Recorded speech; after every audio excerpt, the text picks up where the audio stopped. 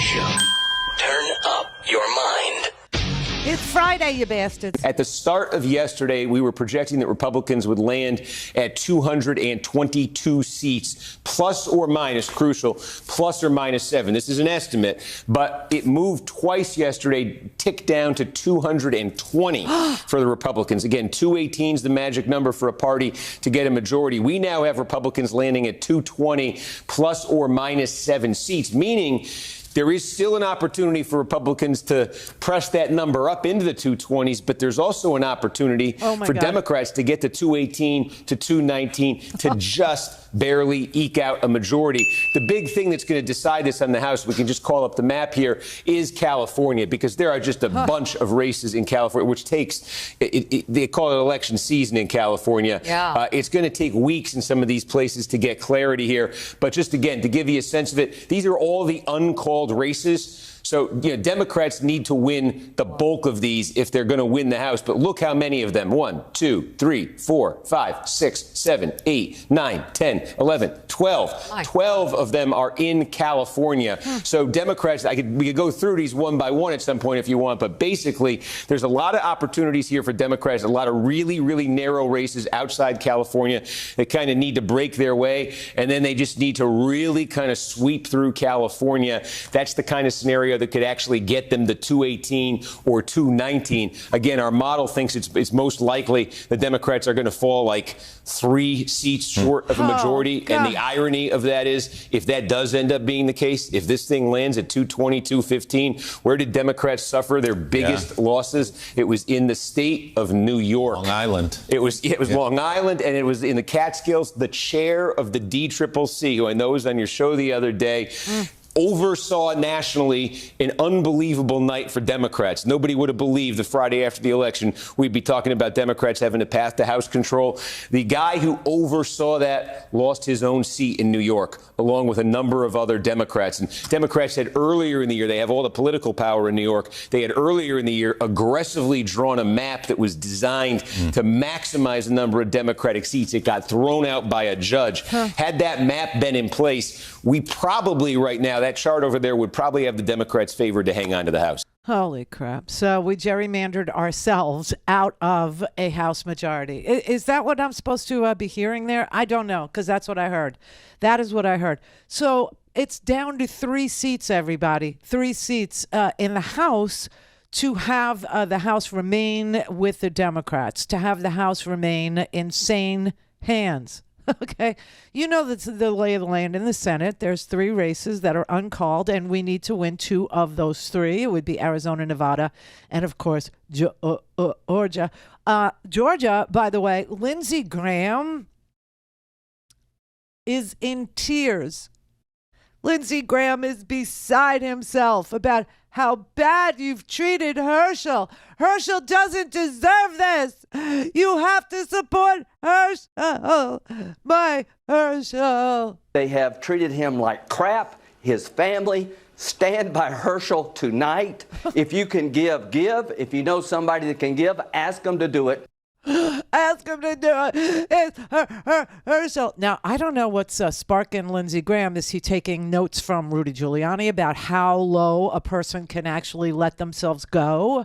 I don't know if, he's being coaxed or trained or taught about, being a ferret, meaning no spine at all by, the Giuliani types. Or is he watching his judiciary chairmanship just, evaporate into thin air? And is that what he's fighting for? Or is it that Trump is blackmailing him with some, picture of him with a live boy or a dead goat or some damn thing? I don't know. But oh my God, how low are you going to go, you little parasite, you little bloodsucker? I've never seen anything like this. I've never seen somebody grovel or go so low as Lindsey Graham is willing to go for a sack of crap like Herschel Walker. And of course, last night he pulled the race card. He literally decided he was going to play the race card. This is what, and I'm warning you right now, it's offensive. It is totally offensive because Lindsey Graham's argument is, forget about Tim Scott, who is, a Republican senator who's black from the South and, by all accounts, sane. Forget about him. Forget about him being the future of Republican black candidates or Republican black senators or, forget about that. Herschel is the future of the Republican Party. And if we have, the Democrats have, apparently we've put words into Herschel's mouth and sperm into Herschel's penis and into other people's uterus.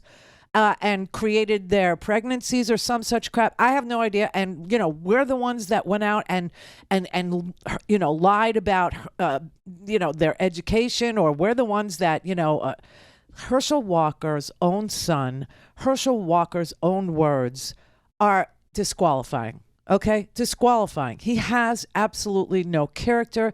He has no principles. He has no moral compass. He's violent. As you know, he's been diagnosed as having a mental illness, dissociative disorder.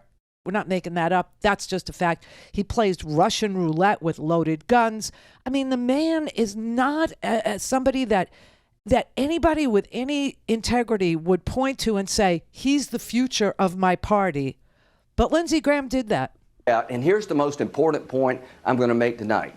They're trying to destroy Herschel to deter young men and women of color from being Republicans. Oh, my God. If they destroy Herschel, it will deter people of color from wanting to be a conservative Republican because you just have your life ruined. We cannot let that happen. We need to have his back. If Herschel wins, he's going to inspire people all over Georgia of color to become Republicans, and I say all over the United States. Herschel Walker is a nightmare for liberals. He's an African-American conservative. They have belittled him. They have treated him like crap. His family. Stand by Herschel tonight. If you can give. If you know somebody that can give, ask them to do it. TeamHerschel.com. The conservative movement for people of color is on the ballot in Georgia. We must help people like Herschel for the benefit of our country and the future of conservatism. Why don't you just run Kanye West and get it over with? I mean, honestly, if this is an example, and it isn't, but if this is an example of what to expect as the best of the best that the African American community has for conservatism, you're effed, Lindsey. You're effed. Can I just say, Lindsey's an emotional drunk, isn't he? I mean, geez. God, he's so out. Pull yourself together, Linz. Well, Rudy too went on TV drunk all the time, and made outrageous statements, just trying to save his own skin or whatever. I have no idea, why they're willing to follow Trump down this dark and dank road. But this is epidemic in that party, and the party is now attacking itself. But here's the thing. I apologize to every black person in this audience for Lindsey Graham insinuating that Herschel Walker is the best that the South can produce for black Senate candidates, okay? That is just ridiculously insulting. That Herschel Walker, who cannot tell the truth for more than a second, okay? Herschel Walker, who lies about everything from being a law enforcement officer, to being a high school graduate, to being top of his class in graduate school, which he never attended. I mean, to saying that he runs the largest food service business of any black entrepreneur when he's got 8 employees at Renaissance Man Food. I mean, it's just so disgusting that that's the argument he's choosing to make. But why? Why is he doing any of this? Is it blackmail, or is it his own chairmanship?